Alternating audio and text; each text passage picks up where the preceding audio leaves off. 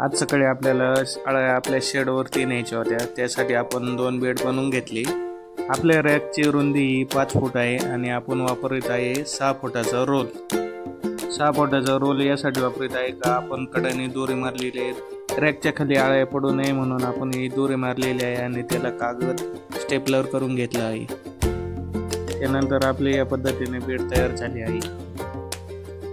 त्यानंतर घरी बनवलेली चौकी आपण शेडमध्ये आणली आणि या पद्धतीने आपण नेटवर घेतल्या होत्या काल अळ्या। कालचा व्हिडिओ आपण बघितला असेल तर आपण पहिली फीडिंग ही नेटवर केली होती, जेणेकरून आपल्याला नेटवरून अळ्यावरती बेडवरती घेण्यासाठी सोपं जाईल। त्यासाठी आपण नेटवर अळ्या घेतल्या होत्या, तर त्या अळ्या आपण नेट उचलून बेडवरती टाकून दिल्या। आपण रॅकमध्ये 2 बेड बनवले होते, तर आपल्याकडे 24 ट्रे होते, तर आपण एका बेडला 12 ट्रे आणि दुसऱ्या बेडला 12 ट्रे या पद्धतीने पसरून घेतले।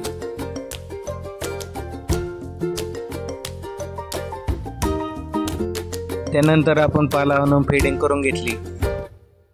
या पद्धतीत आपली दुसरा उपवास सुटल्यानंतर दुसरी फीडिंग ही कंप्लीट झाली।